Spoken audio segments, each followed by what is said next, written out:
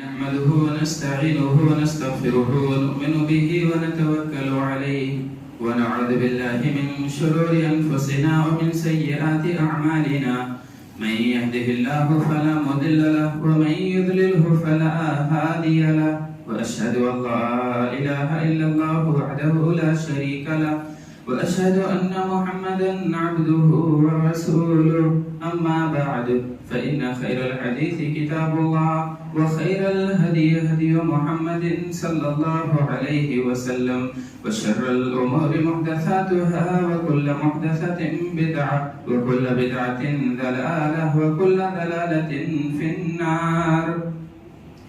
أعوذ بالله السميع العليم من الشيطان الرجيم. بسم الله الرحمن الرحيم. قاف القرآن المجيد بل عجبوا أن جاءهم منذر منهم فقال الكافرون هذا شيء عجيب أإذا متنا وكنا ترابا ذلك رجع بعيد قد علمنا ما تنقص الأرض منهم وعندنا كتاب حفيظ بل كذبوا بالحق لما جاءهم فهم في أمر مريج أفلم ينظروا إلى السماء فوقهم كيف بنيناها وزيناها وما لها من فروج والأرض مددناها وألقينا فيها رواسي وأنبتنا فيها من كل زوج بهيج تبصرة وذكرى لكل عبد منيب ونزلنا من السماء ماء مباركا فأنبتنا به جنات وحب الحصيد والنخل باسقات لها طلع نضيد رزقا للعباد وأحيينا به بلدة ميتا كذلك الخروج كذبت قبلهم قوم نوح وأصحاب الرس وثمود وعاد وفرعون وإخوان لوط وأصحاب الأيكة وقوم تبع كل كذب الرسل فحق وعيد أفعينا بالخلق الأول بل هم في لبس من خلق جديد.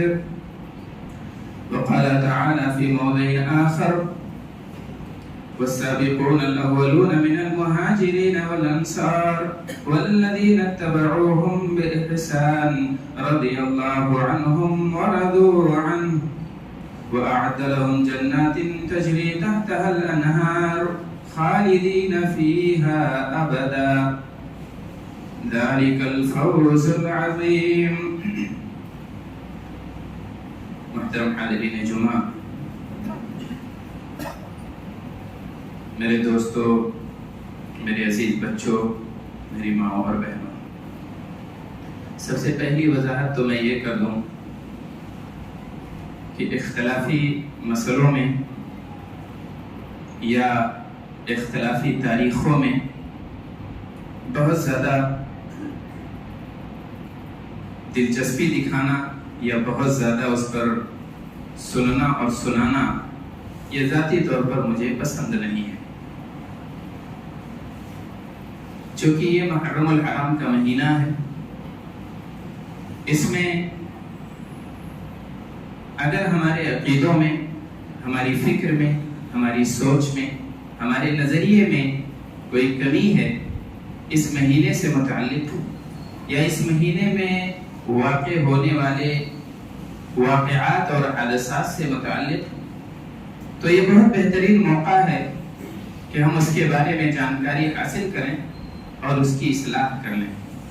1450 برس پہلے کیا ہوا تھا ہم اس کے ذمہ دار نہیں ہیں. اللہ تبارک تعالیٰ اس بارے میں ہم سے نہیں سوال کرے گا، ہم سے نہیں پوچھے گا، لیکن 1450 برس کے بعد کیا ہو رہا ہے، ہمارا اپنا رویہ کیا ہے، یہ اللہ تبارک تعالیٰ کے سپرد نہیں کیا جا سکتا ہے. اس کے بارے میں ہم سے باز پرس ہوگی. اگر ہمارا عقیدہ غلط تھا تو اس کی اصلاح ہم نے کیوں نہیں کی؟ معلومات اگر غلط دی گئی تھی تو اس کو درست ہم نے کیوں نہیں کیا تھا؟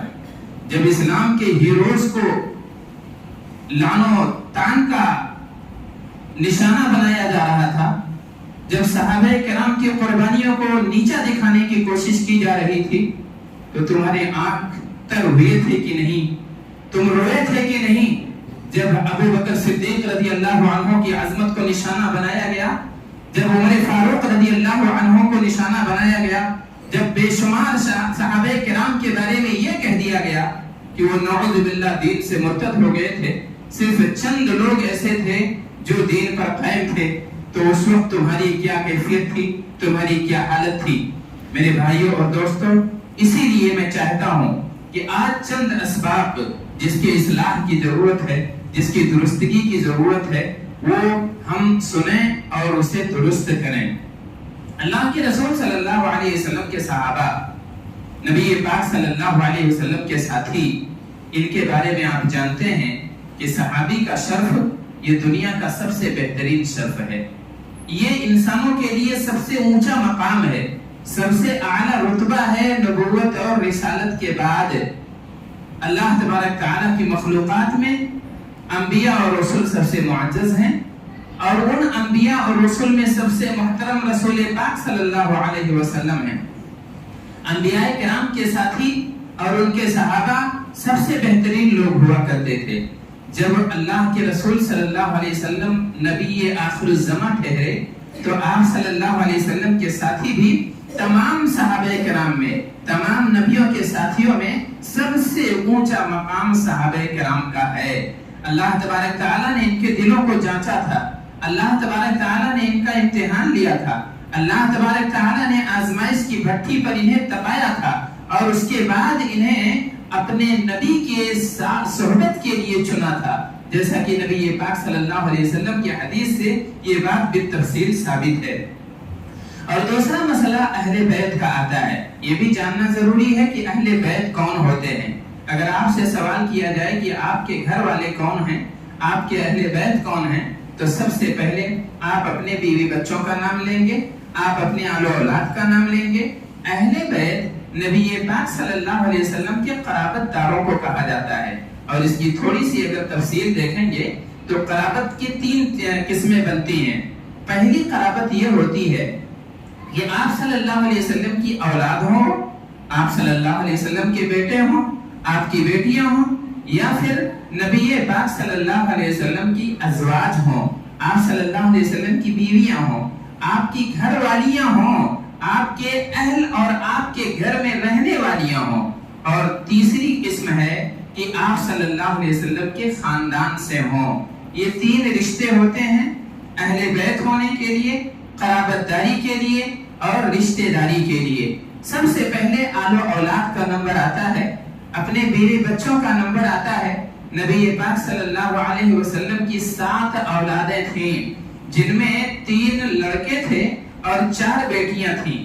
اللہ کے رسول صلی اللہ علیہ وسلم کے 3 صاحبزادوں کا بچپن ہی میں انتقال ہو گیا، عبداللہ، قاسم اور ابراہیم۔ نبی پاک صلی اللہ علیہ وسلم کی 4 بیٹیاں تھیں، اور 4 بیٹیوں میں صاحب اولاد حضرت فاطمہ رضی اللہ عنہا ہیں۔ ان کی وطن سے آپ صلی اللہ علیہ وسلم کے 2 انتہائی معزز اور انتہائی محترم نواسے حضرت حسن اور حسین کا نام ہم سب جانتے ہیں۔ اور تیسرا رشتہ ہوتا ہے خاندان کا۔ بنو ہاشم سے جتنے لوگ ہیں، اللہ کے رسول صلی اللہ علیہ وسلم کے اہل بیت ہونے کا انہیں شرف حاصل ہے، لیکن ظلم ان کے ساتھ یہ ہوا ہے، صحابہ کرام کے ساتھ زیادتیاں یہ ہوئی ہیں، نبی پاک صلی اللہ علیہ وسلم کے اہل بیت کے ساتھ ناانصافیاں یہ ہوئی ہیں کہ لوگوں نے منمانی جس کو چاہا اہل بیت بنا دیا، اور جس کو چاہا بیت گھر والوں سے خارج کر دیا۔ تعجب اس پہ ہوتا ہے کہ آپ کے گھر والیوں ہی کو گھر سے باہر کر دیا گیا ہے۔ نبی پاک صلی اللہ علیہ وسلم کے ازواج مطہرات جو ہم مومنوں کی مائیں ہیں، جن کی سرٹیفکیٹ اللہ تبارک تعالیٰ نے کلام پاک میں دے دی ہے، وہ ازواجہ امہاتہم، اور ان کی مائیں مومنوں، ان کی بیویاں مومنوں کی مائیں ہیں۔ اللہ تبارک تعالیٰ نے یہ سند عطا کی ہے، یہ کسی انسان کی دی ہوئی سند نہیں ہے۔ نبی پاک صلی اللہ علیہ وسلم کے گھر والیوں کو ناانصافی کرنے والے مورخین اور ظلم و زیادتی کرنے والے راویان نے آپ صلی اللہ علیہ وسلم کی بیویوں کو اس سے خارج کر دیا، حالانکہ اللہ تبارک تعالیٰ نے باقاعدہ قرآن پاک میں اہل بیت کا نام لے کے ان کا تذکرہ کیا ہے۔ وَقَرْنَ فِي بُيُوتِكُنَّ وَقَرْنَ فِي بُيُوتِكُنَّ، اور تم لوگ اپنی گھروں میں ٹھہری رہو۔ ازواج مطہرات کو خطاب کر کے اللہ تبارک تعالیٰ نے فرمایا اور کہا جاہلیت کی بے پردگی مت اختیار کرو، نماز روزہ گھروں میں کرتی رہو، اللہ کی بات مانو، نبی پاک صلی اللہ علیہ وسلم کی اطاعت کرو، اللہ تبارک تعالیٰ نے آگے اسی آیت میں فرمایا وَإِنَّمَا يُرِيدُ اللَّهُ لِيُذْهِبَ عَنْكُمُ الرِّجْسَ اہل البیت ویطہرکم تطہیرا۔ اللہ تبارک تعالیٰ نے کہا کہ اللہ تعالیٰ کی خواہش یہ ہے کہ جیسے نبی پاک صلی اللہ علیہ وسلم محترم ہیں، نبی پاک صلی اللہ علیہ وسلم کے سینے کو آب زمزم سے دھل کر صاف و شفاف کر دیا گیا ہے، ایسے تمہاری غلاظت بھی اللہ تبارک تعالیٰ دور کرنا چاہتا ہے۔ اے اہل بیت، اے ازواج مطہرات، اے انسانوں اور مومنوں کی مائیں، تم سے اللہ تبارک تعالیٰ غلاظت اور گندگی دور کرنا چاہتا ہے، تمہیں پاک کرنا چاہتا ہے، تمہیں صاف کرنا چاہتا ہے۔ اللہ تبارک تعالیٰ نے وَيُطَهِّرَكُمْ تَطْهِيرًا اور مکمل طہارت تمہیں عطا کرنے والا ہے۔ اللہ تبارک تعالیٰ نے اگر کسی کو اہل بیت کہہ دیا ہے تو پھر کس کی جسارت ہے کہ وہ نبی پاک صلی اللہ علیہ وسلم کے آل بیت میں سے، اہل بیت میں سے ان لوگوں کو نکالے اور ان لوگوں کو الگ کرے۔ ان کی محبت ایمان اور دین کا حصہ ہے، ان سے محبت کرنا اور ان کو اپنے عقیدے میں شامل رکھنا۔ صحابہ کرام، یہ بڑا سبق ہے۔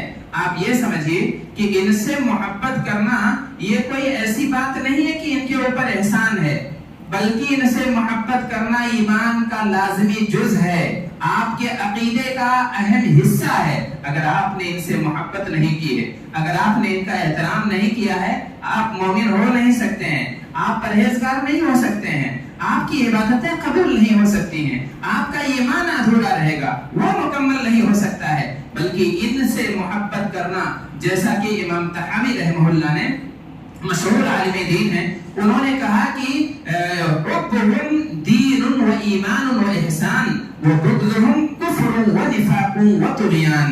انہوں نے کہا کہ ان سے محبت کرنا یہ دین ہے، یہ احسان ہے۔ احسان آپ جانتے ہیں ایمان کا بہت اونچا درجہ ہے۔ ایسا جذبہ دل میں بس جائے کہ جب آدمی اپنے رب کے روبرو کھڑا ہو، جب اللہ تبارک تعالیٰ کے لیے عبادتیں کرے، جب اللہ تبارک تعالیٰ کے لیے نمازیں پڑھے، تو ایسا محسوس کرے کہ اللہ تبارک تعالیٰ کے سامنے کھڑا ہے، اللہ تبارک تعالیٰ اسے دیکھ رہا ہے، یہ احسان ہے۔ اللہ تبارک تعالیٰ سے اپنی نیکیوں کی بھرپور امید رکھنی، یہ احسان ہے۔ صحابہ کرام سے محبت کرنا، اللہ تعالیٰ سے اجر کی امید پر، یہ احسان ہے۔ اور انہوں نے کہا ان سے بغض رکھنا یہ کفر ہے، یہ نفاق ہے، یہ ایمان سے سرکشی ہے، یہ طغیان ہے، یہ اللہ کے رسول صلی اللہ علیہ وسلم سے دین سے بغاوت ہے۔ میرے بھائیوں اور دوستو، تو پہلا سبق ہمیں یہ معلوم ہوا کہ ان سے محبت کرنا یہ ایمان ہے، ان سے محبت کرنا یہ ایمان کی علامت ہے اور ایمان کی نشانی ہے۔ جیسا کہ نبی پاک صلی اللہ علیہ وسلم نے فرمایا کہ ان سے محبت کرنا یہ مجھ سے محبت کرنا ہے، اور جن لوگوں نے فمن آذاہم فقد آذانی ومن آذانی فقد آذى اللہ، کہ جنہوں نے صحابہ کرام سے بغض رکھا ہے، جنہوں نے ان سے نفرت کی ہے، تو گویا کہ وہ مجھ سے نفرت کر رہا ہے، میرے بغض کرنے کی وجہ سے میرے ساتھیوں سے نفرت کر رہا ہے۔ اور یہی ہوتا ہے اگر صحابہ کرام کو خائن قرار دے دیا جائے، نعوذ باللہ، اگر صحابہ کرام کی عزت اور ان کے احترام کو پامال کر دیا جائے، تو ظاہر ہے ان کے استاد نبی پاک صلی اللہ علیہ وسلم، ان کے معلم آخری نبی جناب محمد رسول اللہ صلی اللہ علیہ وسلم پر بھی انڈائریکٹ انگلی اٹھ جاتی ہے۔ نبی پاک صلی اللہ علیہ وسلم نے جن پر اعتبار کیا تھا، آپ صلی اللہ علیہ وسلم نے جن پر اعتماد کیا تھا، گویا کہ وہی صحیح قرار نہیں پائے جن کے ذریعے سے دین ہم تک پہنچا ہے۔ اور صحابہ کرام کو لعن طعن کا نشانہ بنانے والوں کا اصل نشانہ یہی ہے۔ صحابہ کرام مطلوب نہیں ہے، صحابہ کرام پر جرح کرنا ان کا مطلب ان سے یا ان کا اہم ہدف نہیں ہے، بلکہ ہدف اللہ کے رسول صلی اللہ علیہ وسلم ہے، نبی پاک صلی اللہ علیہ وسلم کا دین ہے، دین اسلام ہے۔ اللہ کے رسول صلی اللہ علیہ وسلم کے ساتھیوں پر جرح کر کے دین پر جرح کیا جا رہا ہے۔ جیسا کہ امام ابو زرع رازی رحمہ اللہ کہتے ہیں کہ اذا رأيت احدا من الناس ينتقص احدا من اصحاب النبي صلی اللہ علیہ وسلم فاعلم انه زنديق، کہ اگر تم صحابہ کرام کی برائی کرتے ہوئے کسی کو پاؤ تو اسے مومن مت سمجھو، یہ مت سوچو کہ یہ اللہ کے رسول صلی اللہ علیہ وسلم کے دین کا وفادار ہے، بلکہ یہ جان لو کہ یہ بے دین ہے۔ فاعلم انه زنديق، وہ بے دین ہے۔ اور اس کے بعد انہوں نے کہا کیوں بے دین ہے؟ اس لیے کہ دین جو ہے انما ادى الينا القرآن والسنن ہم اصحاب النبی صلی اللہ علیہ وسلم، اس لیے کہ اللہ کا قرآن، نبی پاک صلی اللہ علیہ وسلم کا فرمان صحابہ کرام کے ذریعے سے ہم تک پہنچا ہے۔ تو وہ لوگ وَإِنَّمَا يُرِيدُونَ أَن يُجَرِّحُوا شُهُودَنَا، وہ لوگ ہمارے شاہدوں کو مجروح کرنا چاہتے ہیں، جنہوں نے دین منتقل کیا ہے ہم تک ان کو نشانہ بنانا چاہتے ہیں، حالانکہ یہ پورے دین کو نشانہ بنانا ہے، اللہ کے رسول صلی اللہ علیہ وسلم کو نشانہ بنانا ہے، اللہ تبارک تعالیٰ کے دیے ہوئے آخری دین کو نشانہ بنانا ہے۔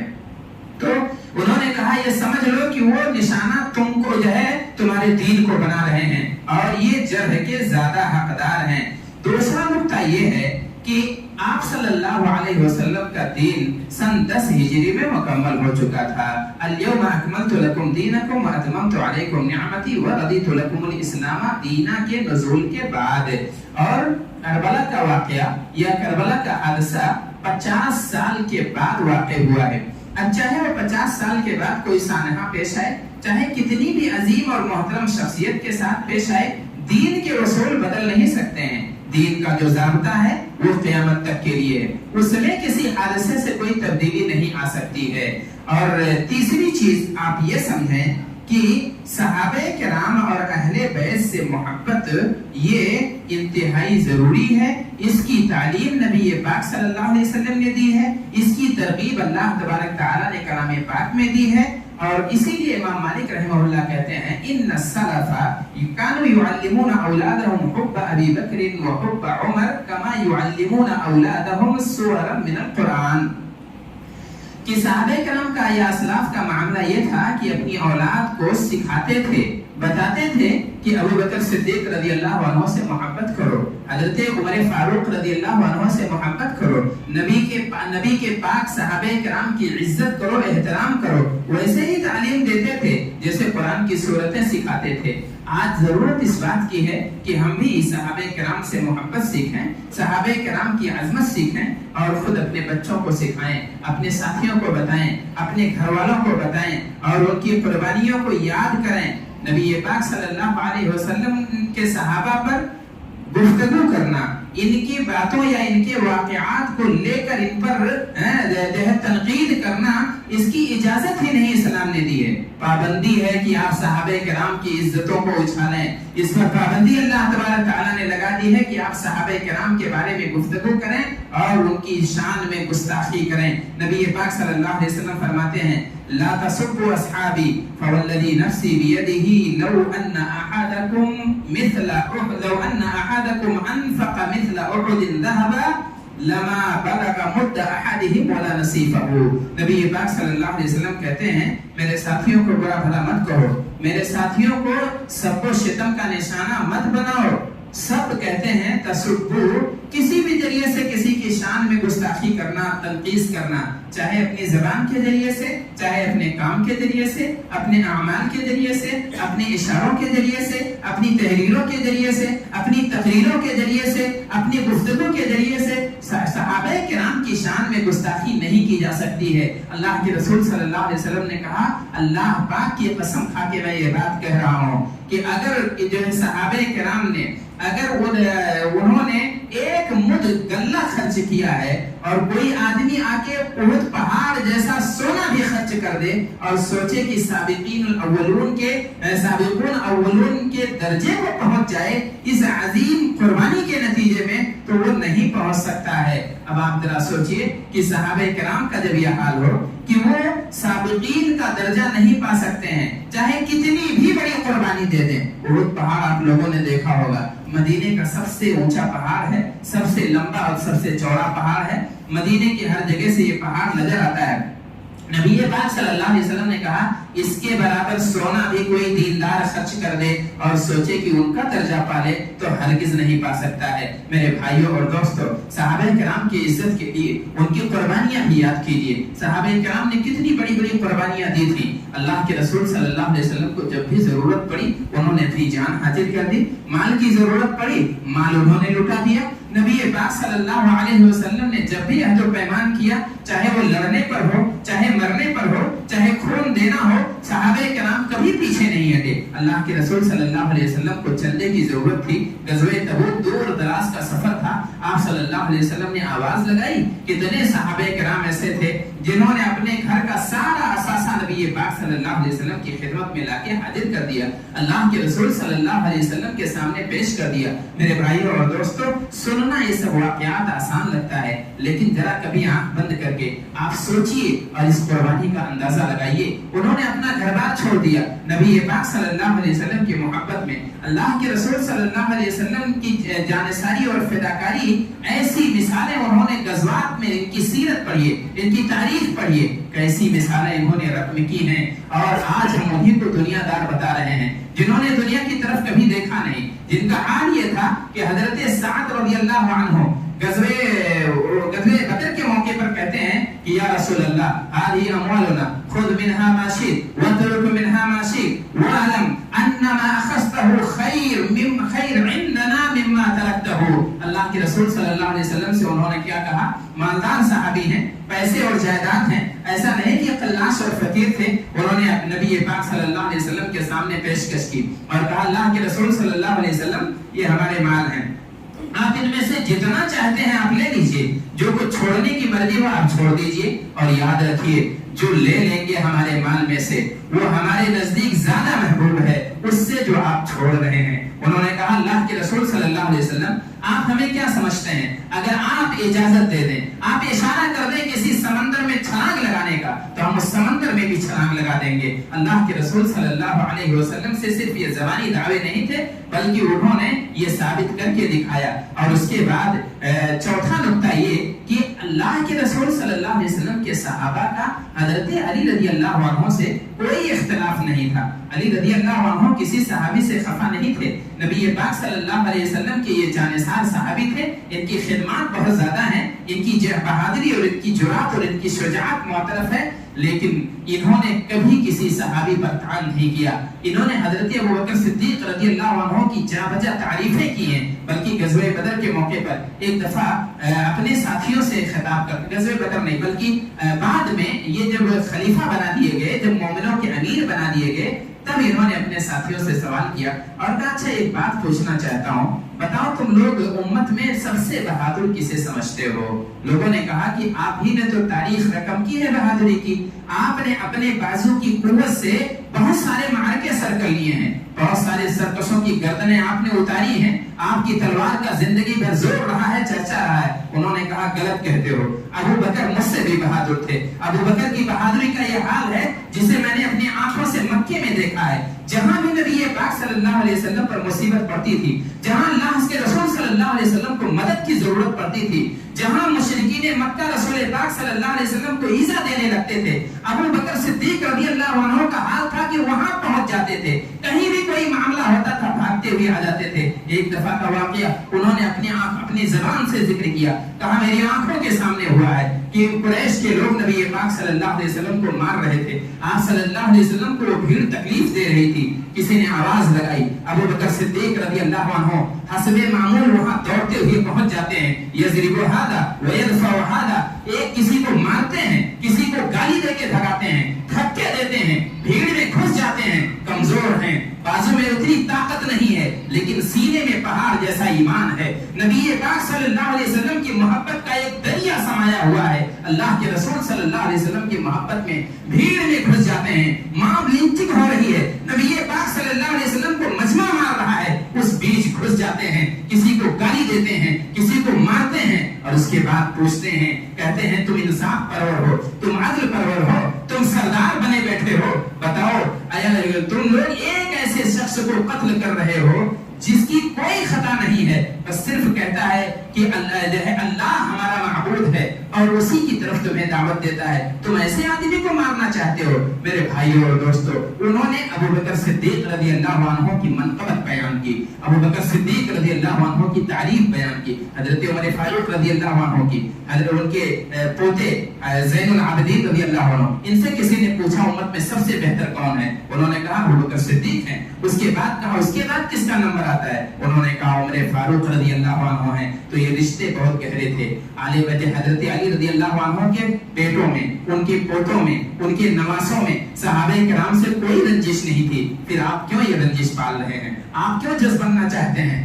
آپ کے اپنی بنائی ہوئی تاریخ پر اعتماد ہے، ہماری تاریخ کیوں غلط ہو جاتی ہے؟ میرے بھائیوں اور دوستو، ضرورت اس بات کی ہے کہ اللہ تبارک تعالیٰ نے جو آیت کریمہ دیا ہے کہ تلک امۃ قد خلت من قبلها لقد خلت من قبلکم لها ما کسبت ولکم ما کسبتم ولا تسألون عما كانوا يعملون، کہ وہ ایک امت تھی جو گزر چکی ہے، جو انہوں نے کیا ہے اس کا ثواب یا اس کا گناہ انہیں ملے گا، اور جو تم کرو گے اس کا تمہیں بدلہ ضرور دیا جائے گا۔ جو انہوں نے کیا ہے اس کے بارے میں تم سے سوال نہیں کیا جائے گا، جو تم کر رہے ہو اس کے بارے میں تم سے پوچھا جائے گا۔ میرے بھائیوں اور دوستو، ضرورت اس بات کی ہے کہ صحابہ کرام کی حقیقی معنوں میں تاریخ پڑھیں، ان کی سیرت پڑھیں، اور واقعات جو مختلف فی ہیں، صحیح واقعات، جتنے واقعات ابھی آپ کے سامنے بیان کیے گئے، جو تاریخیں بیان کی گئی ہیں، اور بھی کچھ باتیں تھیں جس کے ذریعے سے یہ واضح ہوتا ہے کہ صحابہ کرام نے جو رنجش لوگوں نے پیدا کی ہے، جو افسانے لوگوں نے کربلا کے میدان کے بنائے ہیں، جو جھوٹ سجا سنوار کے ہمارے سامنے پیش کیا ہے، اس کی کوئی حقیقت نہیں ہے۔ صحابہ کرام اللہ کے رسول صلی اللہ علیہ وسلم کے آل بیت، حضرت حسن، حضرت حسین، حضرت علی اور دیگر جو ہے حضرت فاطمہ رضی اللہ عنہ سے بہترین رشتے تھے۔ یہ ایک دوسرے کی عظمت کا اعتراف کرتے تھے، کبھی کسی کے خلاف زبان نہیں کھولتے تھے۔ صحابہ کرام کے بارے میں جتنی بھی تاریخیں آئیں، یا تو جھوٹی ہیں یا تو سچی ہیں، لیکن اس کا مطلب غلط بتایا گیا ہے، یا تو وہ سچی بھی ہو سکتی ہیں، مطلب بھی صحیح ہو سکتا ہے۔ تب ایسی صورت میں ہمارا رویہ یہ ہونا چاہیے کہ ہم، جیسا کہ علامہ ابن تیمیہ رحمہ اللہ کہتے ہیں وَلَهُم مِّنَ السَّوَابِقِ وَالْفَضَائِلِ، کہ ان کے لیے صحابہ کرام کی اتنی نیکیاں ہیں، اتنے کارنامے ہیں کہ اس کی وجہ سے اللہ تبارک تعالیٰ نے ان کی غلطیوں سے درگزر کر دیا ہے۔ ایک ہی آیت کافی ہے صحابہ کرام کے لیے، صحابہ کرام کے تئیں اپنے موقف کی درستگی کے لیے، کہ اللہ تبارک تعالیٰ نے کہا رضی اللہ عنہم ورضوا عنہ، اللہ ان سے خوش ہے، اللہ تبارک تعالیٰ ان سے راضی ہے، اور یہ بھی اپنے رب سے راضی ہو چکے ہیں۔ تو ہم جب اللہ تبارک تعالیٰ ان سے راضی ہے تو ہم کیوں ناراض ہیں؟ ہم کیوں ان کے خلاف بغاوت، علم بغاوت بلند کرتے ہیں؟ ہم کیوں ماحول ماتم کے بہانے ان پر شک و ستم کرتے ہیں؟ ہم کیوں گالیاں دیتے ہیں صحابہ کرام کو؟ ہم کیوں جھوٹی تاریخیں بیان کرتے ہیں؟ ہم کیوں گڑھے ہوئے واقعات پیش کرتے ہیں؟ اللہ کے رسول صلی اللہ علیہ وسلم کے صحابہ سے اللہ تبارک تعالیٰ راضی ہو گیا ہے۔ ہم سے 1450 سال پہلے کے واقعات کے بارے میں حساب نہیں کیا جائے گا، لیکن جو کردار آج ہم پیش کر رہے ہیں اس کے بارے میں ضرور اللہ تبارک تعالیٰ پوچھے گا۔ اس لیے ضرورت اس بات کی ہے کہ صحابہ کرام کی عظمت کو پہچانیں، صحابہ کرام کی خدمات اور ان کی قربانیوں کو جانیں، ان کی سیرت پڑھیں، اپنے بچوں کو پڑھائیں، ان کی تاریخ پڑھیں، اپنے بچوں کو بھی پڑھائیں، اور ان سے اپنے خود محبت کریں، اور اپنے آل و اولاد کو بھی ترغیب دیں کہ صحابہ کرام سے محبت کریں، اس لیے کہ ان سے محبت ایمان ہے، اور ان سے بغض رکھنا یہ کفر اور نفاق ہے۔ اللہ تبارک تعالیٰ ہمیں اس کی توفیق عطا فرمائے، آمین، بارک اللہ۔